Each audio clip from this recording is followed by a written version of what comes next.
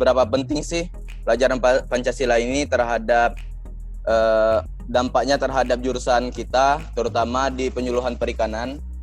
Dampaknya sangat besar, Bu. Karena di sini dalam penerapannya penyuluhan perikanan itu berhadapan langsung dengan lingkup sosial, Bu, atau di masyarakat sendiri. Jadi dalam hal ini Pancasila sangat penting kita tanamkan dalam diri kita, Bu, sebagai jati diri atau mental bangsa, Bu. Nilai-nilai Pancasila ini adalah bagaimana sikap kita, jati diri kita untuk menyikapi segala sesuatu yang ada di negara ini, Bu. Mohon maaf, Bu, sedikit grogi nih. Gak apa-apa. Oh iya, satu lagi saya izin saya rekam ya. Saya rekam ya. Jadi Ibu mohon izin, silakan. Boleh nambah lagi nggak, Bu, buat jawab? Nanti tunggu dulu selesai, oke? Silakan Durio. Ya, siap, Bu. Jadi seperti yang saya bilang tadi, Pancasila ini adalah dimana kita itu kayak diatur gitu supaya memiliki suatu jati diri bangsa itu sendiri. Jadi kayak gimana? Maaf, Bu, mungkin bisa ke Alisa dulu. Oke, Durio. Cukup, Durio. Oke, nggak apa-apa. Langsung Alisa, silakan Alisa. Siap, izin menjawab, Bu. Jadi peran Pancasila, menurut saya ya, Bu, untuk jurusan saya itu sebagai landasan untuk mengambil sebuah tindakan. Jadi kita itu setiap mengambil tindakan itu mencakup juga dari nilai-nilai Pancasila tersebut, seperti ketuhanan yang Maha Esa. Kita tuh setiap manusia itu terbimbing gak dari ketuhanan yang Maha Esa, terus keadilan, kemanusiaan yang adil dan beradab. Nah itu kita seperti itu juga. Jadi 5 poin dari Pancasila itu harus tetap kita pegang sebagai pedoman untuk melakukan penyuluhan terhadap masyarakat. Seperti itu, Bu. Oke, Alisa. Oke, terus saya tambah satu lagi tadi siapa? Yang minta nambah nih. Siap, April, Bu. April. Oke, April. Lanjut, April.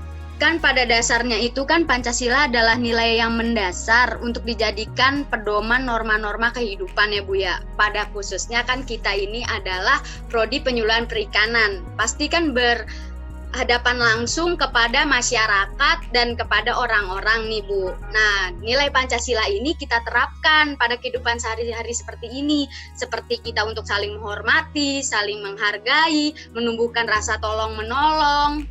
Nah, sehingga di sini kita dapat menjadi warga Indonesia yang turut untuk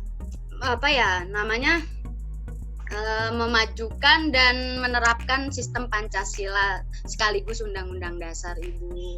Oke, bagus. Ya, pendapatnya mantap-mantap. Walaupun baru 3 ya, nanti kalau ada pertanyaan lagi, siap-siap lagi berbutan gitu ya. Dari 3 pendapat ini, saya kira pasti setuju nggak sih teman-teman? Semua setuju ya? Pendapatnya adalah Pancasila itu 1 sebagai pedoman, 2 sebagai dasar negara, 3 sebagai ideologi bangsa. Mungkin itu yang sering teman-teman dengar. Nah, yang kita pelajari di perguruan tinggi ini adalah tidak hanya dalam tataran implementasi, tetapi landasan kenapa sih Pancasila itu dibuat. Kalau yang tadi teman-teman sampaikan atau dari pertanyaan saya kan seberapa penting sih Pancasila? Lalu pertanyaan selanjutnya, kenapa sih Pancasila? Kenapa sih Pancasila yang jadi pedoman hidup bangsa Indonesia? Kenapa sih Pancasila menjadi ideologi bangsa Indonesia? Nah, pertanyaan mengapa inilah yang ada di tataran perguruan tinggi. Kenapa? Kita akan menggali latar belakang pemikiran si pendiri bangsa, si pengusul Pancasila itu. Nah, kalau teman-teman tadi perhatikan atau dengan kondisi yang sekarang ada di masyarakat, ada yang punya pendapat nggak Pancasila ini sebenarnya eksis nggak sih di masyarakat? Ada yang jawab selain yang 3 tadi ya? Saya kasih 2 kesempatan. Siapa? Menurut salah satu kan pernah lihat ya di Metro TV gitu kan suka kayak ada Mata Najwa, terus suka ada kayak Indonesian Lawyer yang kayak gitu kan. Terus itu tuh pernah ada komentar gini dari suatu tokoh, saya lupa tokohnya siapa, tapi beliau bilang kayak gini, di Indonesia itu sebenarnya Pancasila itu, apalagi di zaman sekarang ya, khususnya lagi trending kayak gini, itu sebenarnya kita tuh kurang memperhatikan Pancasila kayak gitu. Apalagi kan kalau misalkan udah terrealisasikan Pancasila itu, nggak akan ada lagi yang namanya rakyat hidup miskin, rakyat tidak mendapat pekerjaan. Kemudian, Ibu maaf, terdengar gak suara Salsa? Dengar, Salsa, jelas. Oh iya. Ya. Terus udah gitu kita nggak akan ada lagi yang namanya saling menghargai satu sama lain gitu, antar suku, budaya, bangsa, karena kan kita juga kan termasuk Bhinneka Tunggal Ika, berbeda-beda tetapi tetap satu tujuan. Seperti itu Bu, mungkin yang bisa Salsa simpulkan dari waktu itu tontonan film Salsa di sana. Ya, mohon izin menjawab Ibu. Nanti saya mau menjawab dengan pengalaman pribadi saya atau perasaan saya jika nanti ada pengungkapan saya itu salah atau kurang benar, itu mohon diluruskan. Begini Bu, kalau pendapat saya pribadi itu eksis Pancasila di kehidupan masyarakat di zaman sekarang itu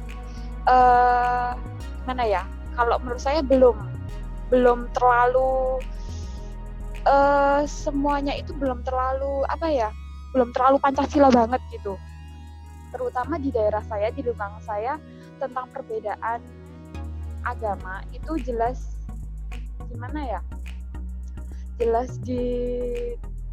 terlihat jika kita antara beda agama yang satu dengan yang lain itu ada hal yang Bu, pokoknya perbedaan itu masih terasa kalau menurut saya, karena kita sebagai orang minoritas di negara ini masih merasakan terkucilkan atau dipandang di sebelah mata kalau menurut saya.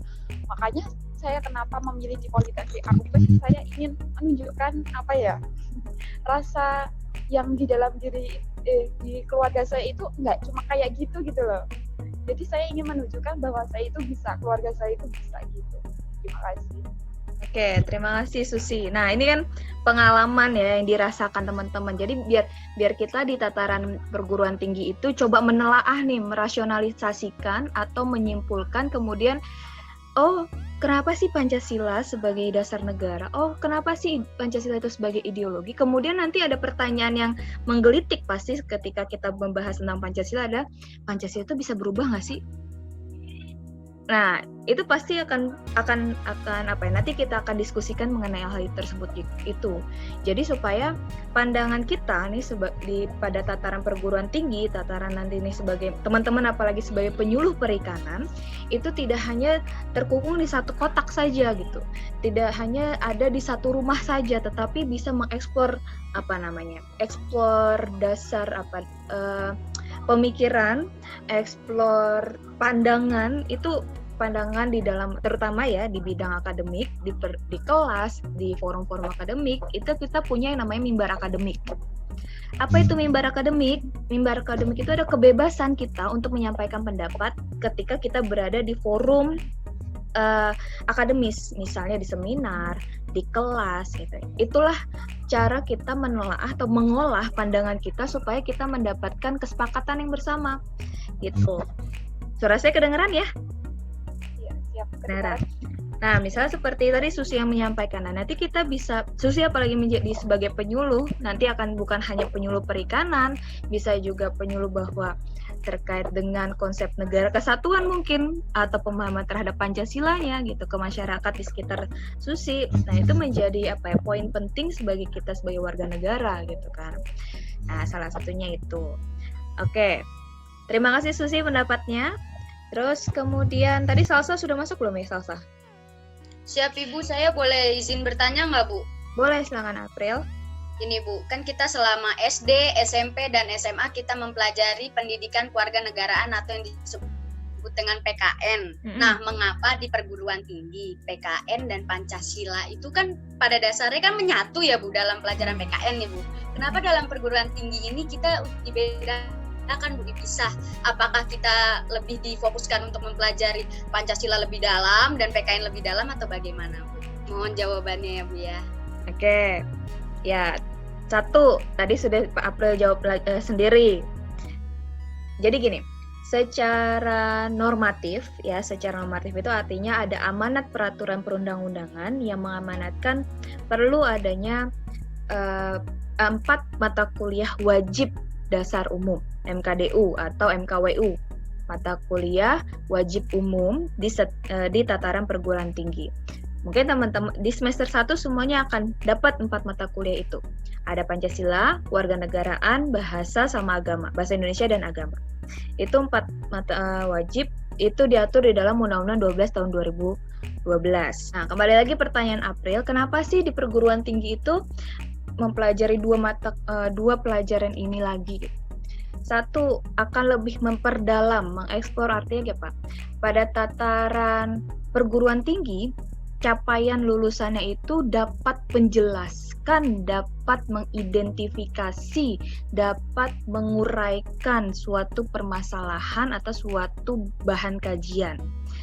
Nah, kalau di SMA, kemudian di sekolah, tataran sekolah menengah atas, sekolah ya menengah dan sekolah pertama ya, menengah pertama, itu kan kita masih menyampaikan memberitahu. Siswa itu masih di tataran mengetahui gitu.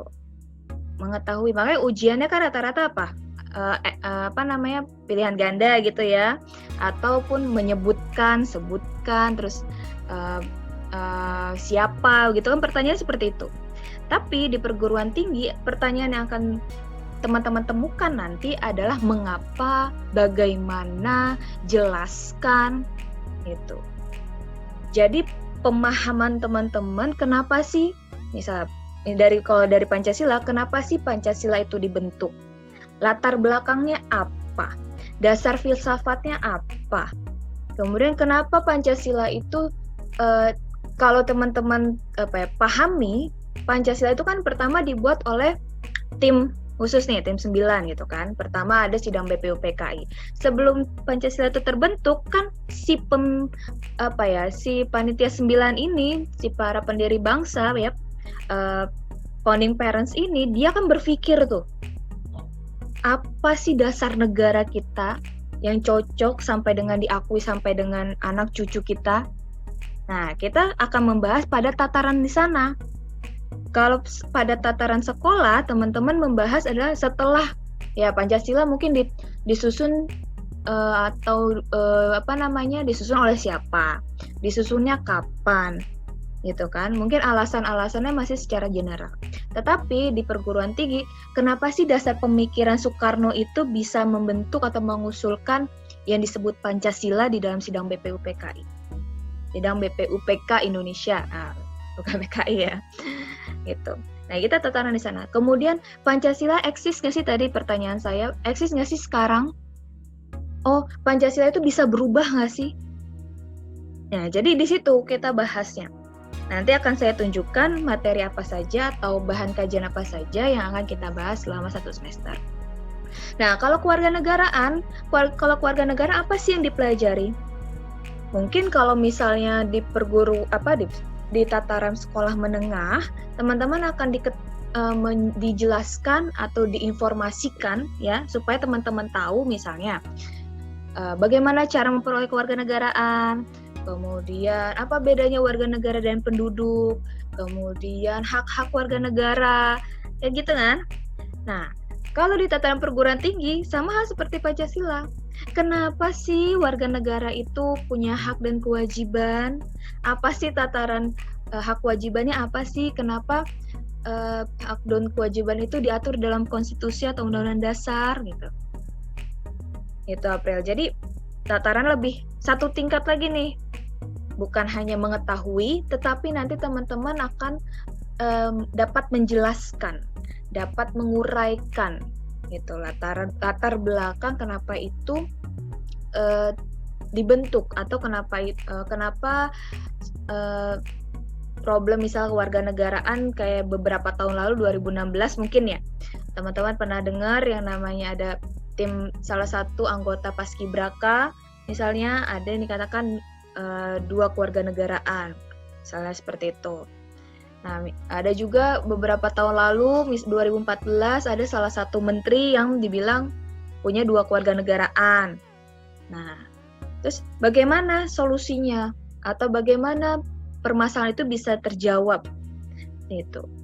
Nah, jadi kalau di kewarganegaraan tujuannya itu memang teman-teman dapat lebih memahami hak dan kewajiban kita nih, hak dan kewajiban kita sebagai warga negara. Itu. Kemudian apa sih yang harus kita lakukan?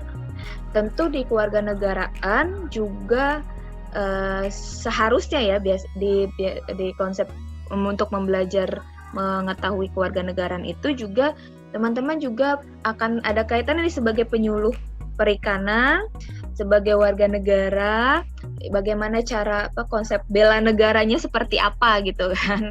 Terutama salah satunya dari pemahaman terhadap peraturan perundangan, terhadap dari konstitusi. Nah itu kalau di tataran kewarganegaraan. Nah, siap Ibu, berarti mungkin yang perguruan tinggi lebih dideskripsikan, diuraikan, dijelaskan gitu ya Bu ya? Iya, betul sekali. Itu capaian lulusan dari perguruan tinggi. Jadi kalau misalnya ada yang namanya kualifikasi standar kualifikasi nasional Indonesia, jadi itu standar dari standar untuk bekerja sebenarnya ya, standar untuk bekerja. Jadi dia ada di tingkat 6 kalau perguruan tinggi D4. Ini kan D4 ya? Apa S1 teman-teman? D4 apa S1? Siap D4, Bu. Siap D4 ya? 4 Bu. D4 kan S1, D4 dan D1 kan setara tuh sebenarnya, setara. Tapi konsepnya kalau D4 itu kan diplomat lebih banyak praktik juga. Nah, itu pada tataran adalah bisa menjelaskan, bisa menguraikan tadi apa yang disampaikan Aprilia. Tidak hanya tataran mengetahui saja. Itu. Nah, ini kan yang dikatakan mahasiswa, gitu kan? Mahasiswa. Itu, mahanya siswa gitu kan. Nah, itu mungkin April ya. Jadi siap Ibu, terima kasih Ibu atas penjelasannya.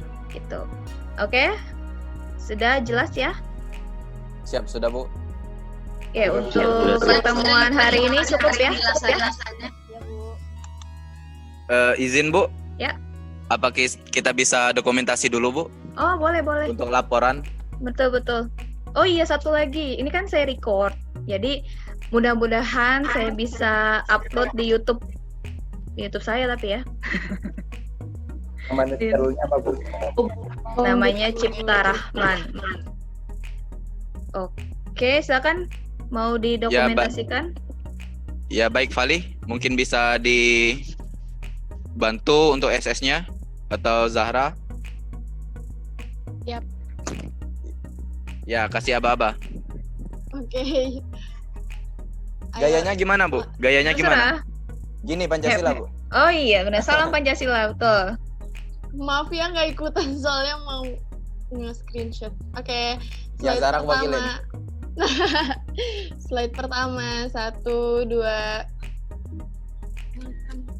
Lagi slide kedua, 1, 2.